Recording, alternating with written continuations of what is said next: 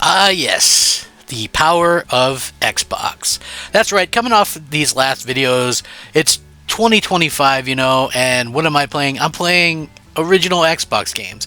Now, I wanted to do a video on some of the games that I'm playing in 2025. Maybe some that you've heard of, maybe some that you haven't. I try to make my list a little bit different. The original Xbox, of course, released by Microsoft in November of 2001.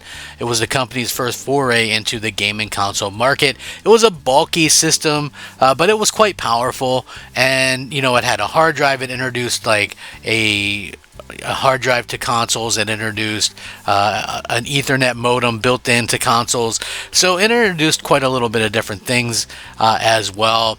And of course, it spearheaded Xbox Live, which launched in 2002, and basically set the new standard for multiplayer gaming with features like voice chat and a unified friends list. Of course, there's standout titles, probably ones that I won't so much as mention here, but we all know about Halo Combat Evolved and Halo 2, and those are great games. But at the same point in time, it's not really worth talking about games that everybody already kind of knows about. Online multiplayer, of course, was massive for Xbox with voice chat and the unified gamer tags and an Xbox Live dashboard.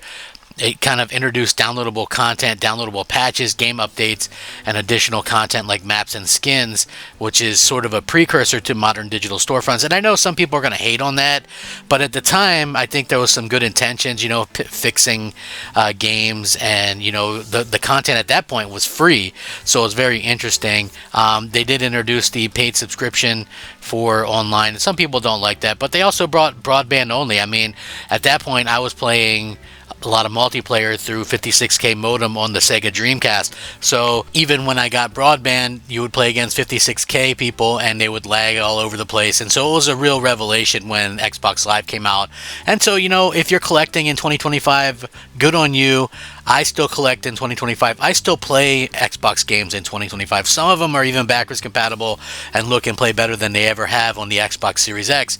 So, let's go ahead and get started. It's funny because the Xbox was almost like the next Sega console because they had some deals and had a lot of Sega games. Toejam and Earl 3 Mission to Earth was one of my favorites, and I believe it's still exclusive to the console. It might be locked there officially. Of course, this is an action-adventure video game released for the original Xbox way back in 2002, developed by Toejam and Earl Productions and Visual Concepts, and published by Sega and Microsoft. Now, this is the third installment in the Toejam and Earl series. It follows extraterrestrial rappers Toejam and Earl and new characters Letitia as they crash land on Earth to recover the 12 stolen sacred albums of funk. So this is played from a third-person 3D perspective, and the game blends roguelike elements from the 1991 original with some platforming aspects of its sequel, Planet on Funkatron. Now, players explore 5 randomly generated zones using Funk Fu Combat, which that's what it's called in the game. I didn't make that up. So that's also something you can kind of keep up into what this game's about. You collect power-ups, roller skates, spring shoes, and keys to progress the game. The game supports single-player and two-player co-op, which is really cool. It's got a dynamic camera switching between single and split screen. There's additional characters and levels that used to be available through Xbox Live.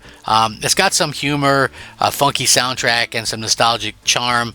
It's not going to probably win any huge game awards, but this is a lot of fun. If you enjoyed the original 2 games, you're going to enjoy this one. It's got some charm to it, a lot of funny stuff as well. So yeah, give it a try. Next up, a cool little game called Sphinx and the Cursed Mummy, and you might notice the new little logo. If something's backwards compatible with Xbox Series X or S or Xbox One, there'll be a little backwards compatibility logo that pops up. So this is an action-adventure game that released for the original Xbox in 2003. Published by THQ, set in mythological world inspired by ancient Egypt. The game follows 2 protagonists, Sphinx, a brave demigod warrior, and Tutankhamun, a prince turned into a mummy by the evil god. Players control Sphinx as he navigates open world environments, solving puzzles, battling enemies like scorpions and mummies, and using abilities such as sword combat as well as magical items to kind of help you out along the way. Alternating segments feature Tutankhamun, who actually uses stealth and puzzle solving to progress through trap-filled areas, which actually, kind of helps out tremendously. The game spans vibrant locations, as well as mixing platforming, exploration, and light RPG moments. It has some really nice 3D visuals. It's got some nice cutscenes, whimsical humor. Really nice game as well. This game is single player, no kind of online or anything like that was ever on this. Just a lot of fun games. Again, this is something that I feel like not enough people tried out at the time. It's backwards compatible. It's upgraded on the Series X. Highly recommended. Just a lot of fun. So if you all are enjoying my content and like this video, please do me a favor and actually like the video and maybe possibly even consider subscribing. Don't forget, this video brought to you by the new Game Station. That's right, the new Game Station. Brought to you by the new Game Station 256. It's slightly faster to the max. Next up is probably one of the funnest games that was on the original Xbox, in my opinion. And yes, backwards compatible. Sid Meier's Pirates. It's a strategy adventure game released for the original Xbox back in 2005. What's interesting is this came out just before the launch of the Xbox 360, so it didn't get a lot of fanfare. Plus, the type of game it is would mean that it wouldn't get a lot of fanfare on a console. But believe me, it is a lot of fun. It translates well to the controller, and being that it's backwards compatible, everybody can get a chance to play it. This is a remake of the 1987 game. It casts players as a customizable pirate captain in the 17th century Caribbean, seeking fame, fortune, and revenge against a villainous person who imprisoned his family. So it's an open world game. It blends action, strategy, and simulation. Quite a combination, if you ask me, allowing players to sail across a vibrant Caribbean map, engaging in real-time naval battles with cannon volleys and shipboarding, you trading goods, and capturing enemy vessels. You can build up your fleet that way. Really cool. The game features multiple factions, English, French, Spanish, and Dutch, with dynamic alliances affecting gameplay. You can pursue various paths, pirate, trader, or privateer, while managing crew morale and ship upgrades is also a lot of fun. It's got very colorful visuals, as you can see here, some catchy sea shanties, and addictive gameplay.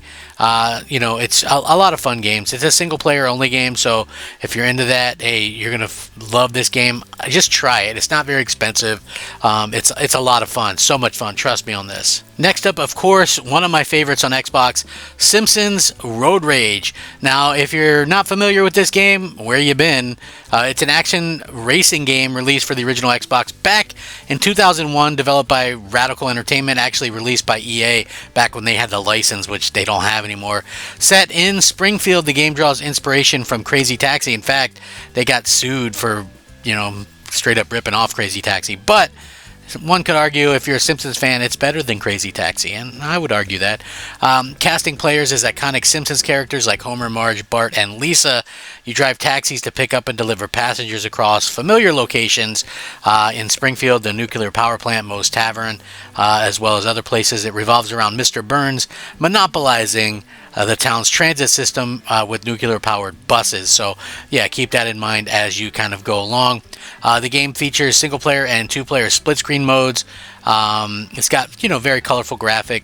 And I think the most important thing is authentic voice acting by the Simpsons cast themselves, with very humorous dialogue and highlights. The gameplay can get a little bit repetitive at times, and the controls take a little bit to get down, but it's still a game that is a lot of fun, especially if you're a Simpsons fan, and it's become a cult classic that everybody wants to see a remake of for a reason. This is great! And all I've done is enter my name! Thrill House! Next up is a really awesome, fabulous game called Crimson Skies High Road to Revenge, which is actually an action flight combat game that came out way back in 2003. Of course, this was a first-party Xbox console exclusive, set in alternate 1930s America. That's kind of, looking at it from an aspect of America fractured into rival air pirate nations. Pretty interesting kind of topic. A lot of people kind of want a remake or a new version of this game. It's really cool. It's got floating cities and all that kind of stuff. The gameplay actually blends arcade style aerial combat with some light strategy, allowing players to upgrade planes. You can execute stunt and engage in like missions, even dreaded escort missions, but they're not too bad. There's raids, boss battles. The single player campaign is complemented pretty well here. Used to be anyway, by Xbox Live.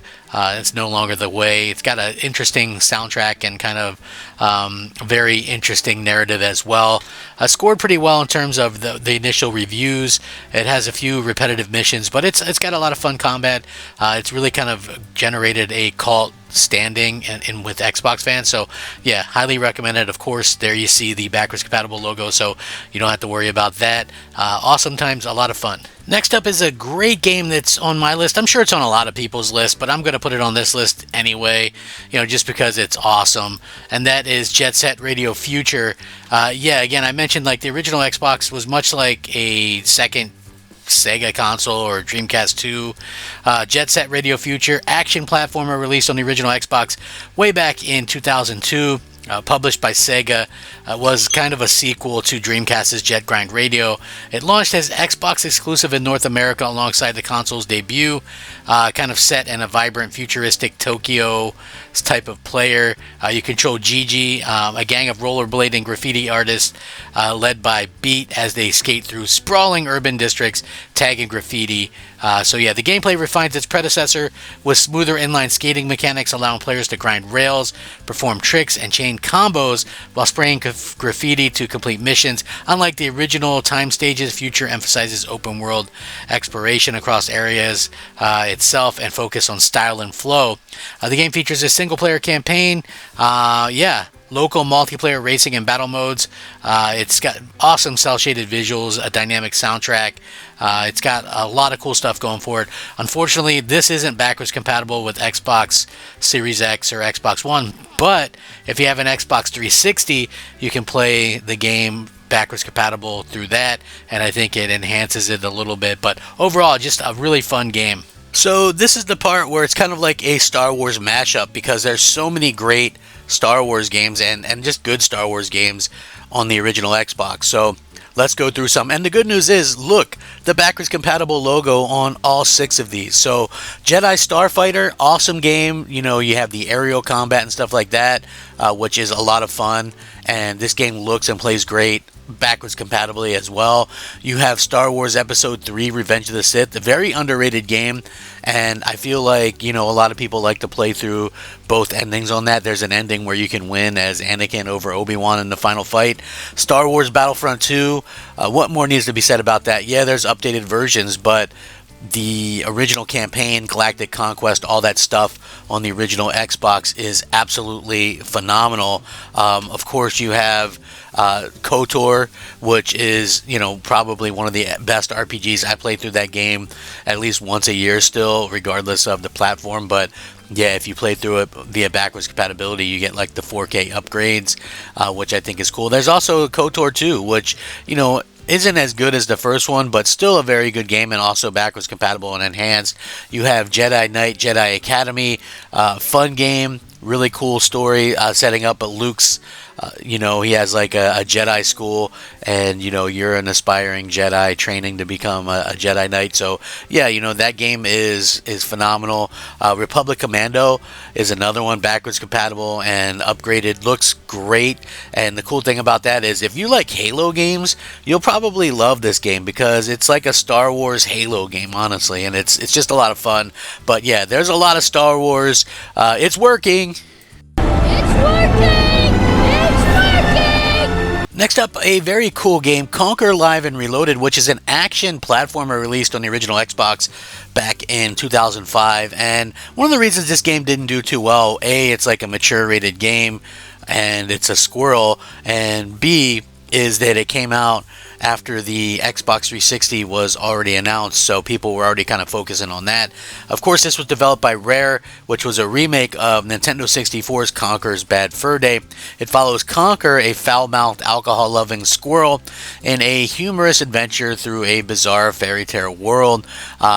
Basically after a drunken night, Conker wakes up lost and must navigate absurd scenarios, and that's basically kind of all you need to know about pretty much this game. But it is a lot of fun. It has a lot of adult humor and things like that, so make sure you keep that in mind. It was actually the campaign returns the original mix of platforming, puzzle solving, and shooting with updated high-res graphics, improved controls, and it had Xbox Live support at the time, but of course no longer has that since, that's long gone. The game included a revamped multiplayer mode that had some cool team battles and stuff like that. But yeah, it's a fun game. It's got a good single player to it. If you like platformers, give it a try. If you like Banjo-Kazooie but maybe want something a little more adult, then I definitely suggest Conker Live and Reloaded and backwards compatible. Now we're really getting into this list, and I know some of you are going, wow, these are some great games. Chronicles of Riddick: Escape from Butcher Bay, first-person action stealth game released for the original Xbox way back in 2004. So, hey, that is definitely some good stuff to kind of think about. Obviously, this is set in the Pitch Black film universe. Kind of serves as a prequel following Riddick, who is fully voiced by Vin Diesel here, as he's imprisoned by Butcher Bay, which is like a very brutal maximum security prison. He definitely wants to escape, and he's using a lot of stealth, hand-to-hand combat, and some improvised weapons to navigate around. He also has his eye shine that helps him in like darker areas and things like that. There's a great single-player experience here. It's got a lot of polish and depth. The game is awesome. The game can be a little bit short, but it is a fantastic game. And again, this is one of those games where you can really get into it. Like the original Xbox had a lot of good, deep games like this that just you want to experience the story. And I know there's updated versions of this game on Xbox 360 and PS3, but the original Xbox for me is still such a thrill to play through, and this is such a great game in general. From Software used to actually do some pretty good console exclusive Xbox games. Otogi Myth of Demons is definitely one of those games. Ninja Blade is another one on the 360. There was actually a sequel to this game as well on the Xbox.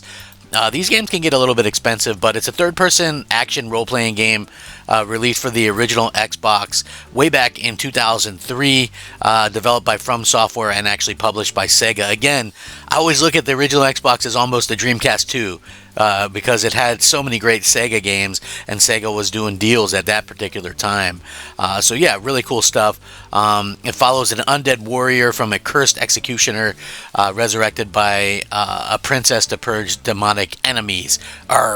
Anyway, you can wield over 30 upgradable weapons. There's like swords, twin swords, heavy weapons, staves, bows, and 12 magical spells. Really cool stuff there. The gameplay emphasizes a lot of hack and slash combat with aerial dashes. It has some environmental destruction, again, so that's really cool. It's a great single player experience. Again, it's got a really good story with a deep bit of storytelling in it as well. It's got some challenging combat as per the norm for, From Software. The controls can take a little bit of getting used to, but overall, just a really fun game and a challenging game, especially for the original Xbox. Up next is a game that really didn't get much play, and I think probably because there was a lot of platformers at the time, but Psychonauts is a well-known game on the original Xbox now, but it really wasn't back then. It's a 3D platformer with action-adventure elements, released back in 2005. Again, it's releasing the same year as the Xbox 360. So this was developed by Double Fine Productions. The game follows Raz, who's a psychic runaway who sneaks into a summer camp, which is a training ground for psychic secret agents known as the Psychonauts. So he aims to become a Psychonaut by mastering his psychic power. The gameplay blends platforming, puzzle solving, and combat, and you use abilities like telekinesis and levitation, which can be upgraded through collectibles throughout the game. The single player experience is driven by a very quirky yet deep narrative. It's got some sharp writing, it's got memorable characters and good voice acting as well, some inventive level design and some humor as well. This is a very good game, highly rated, and one that I always kind of recommend. Maybe a little bit, controls take a little bit to get used to, and the camera can be clunky a bit, but you know, this game is really good. It's backwards compatible, and there's a sequel if you have an Xbox One or a Series X or S. Psychonauts 2 is also just an awesome game, but yeah, this game, amazing. Give it a try. It's good fun. I think one of the things I missed most about the Xbox generation was there was so many great platformers. Voodoo Vince is another one of those games that I absolutely love. It's a 3D platformer. This was released exclusively for the Xbox back in 2003. It's really a quirky game that follows Vince, who's kind of a sentient voodoo doll, brought to life by obviously magic. So you kind of go through some creepy locations in New Orleans, kind of rescue your creator from an evil bad guy. And again, you know, it's really fun. Vince's unique abilities are really self-inflicted since he's a voodoo doll, obviously. Over 30 powers like anvil drops, lightning strikes that damage nearby enemies when activated. You know, basically tying into his invulnerability as a doll. It's a single-player game, great art style. It's got a good soundtrack as well, a lot of humor. Levels range from like different like haunted streets to a music mid-park. It's got a lot of charm and creativity to it. You know, it's not like the best game, but it's still a lot of fun. It's kind of a cult classic, and it was re-released and remastered probably 7-8 years ago, and you know, it's on Xbox One or whatever, but the original still is just such a blast to play and highly recommended. See, I know my lists are a little bit different than other people's, but Panzer Dragoon Orta is a fantastic game. It's backwards compatible. It's a rail shooter that was released by Sega exclusively for the original Xbox way back in 2002 or 2003, excuse me. This was such a good game. This is the fourth entry in the Panzer Dragoon series. It follows Orta, a young girl imprisoned by the Empire who's freed during a dragon attack and bonds with a mystical dragon. So I don't want to give away too much of the story, but it's worth playing through. Gameplay involves shooting enemies with kind of lock-on lasers and pistols, switching between 3 dragon forms, which is basically the base, the heavy, or the glide, for strategic combat, and dodging attacks with precise maneuvers. The campaign has 10 different episodes, and you know, it's a really fun game to kind of play through. For me anyway, I thought it was a really good game. Great soundtrack as well. It's got some tight controls. There's not really a lot of criticisms, maybe that it's a little bit short on length, but overall this is really a high point, and again, showing why I look at the Xbox as sort of the Dreamcast 2, and some of the games on there are just phenomenal, and you can't really go wrong with them.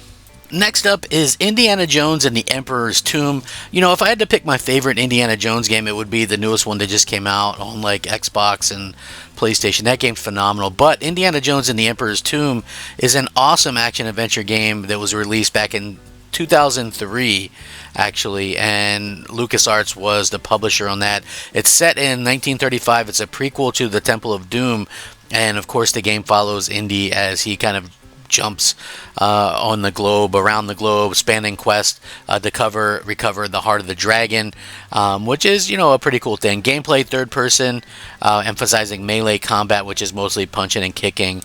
He's got his whip for swinging and some combat. Improvised weapons like leg chairs, chairs can be used as well. You can use guns and knives to cut vines, and a canteen to replenish health. The game has 10 levels, blending platforming, puzzle solving, and brawling with some on-screen prompts for actions like whip swinging or pulling switches. It's a really good experience. It's got a cinematic feel to it. It's got the good score featuring John Williams. It's not as good as the current Indy, but it's still a really good game. And again, like a lot of the games on this list, it's backwards compatible and it's enhanced, so you can't really go wrong with it. And finally on my list, a personal favorite of mine, Buffy the Vampire Slayer. Now, this is the first game and this was released in 2002, and this was an Xbox exclusive. I think it's still exclusively tied to the original Xbox, but it's such a fun game. Yeah, the sequel Chaos Bleeds is fun as well, and that's, you know, other places as well, but this is a great game, more in my opinion of an episode or whatever playing through. Obviously, it's third-person perspective. There's 12 levels. Gameplay focuses on the hand-to-hand combat with combos, kicks, punches, and weapons. You can use stakes, crossbows, and holy water to fight vampires and demons. And there's, you know, bosses from the show like Spike and Drusilla, which, you know, if you're a fan of the show, you'll definitely want to play this game. She has a lot of acrobatic moves, flips, wall jumps, and some Slayer powers as well. There's some light puzzle solving exploration with collectibles, unlocking lore, and things like that. It has the voice acting from everyone pretty much in the series except for Sarah Michelle Gellar, but the person doing her voice was like spot on, and the script was actually overseen by a show person. So yeah, there is that as well. It's got fluid combat. It's a very faithful adaptation. A lot of fun stuff. It's, you know, the camera angle can be a little bit wonky at times, but other than that, man, what a spectacular game to play through and have fun with on the original Xbox. It's still tied to the original Xbox, in fact.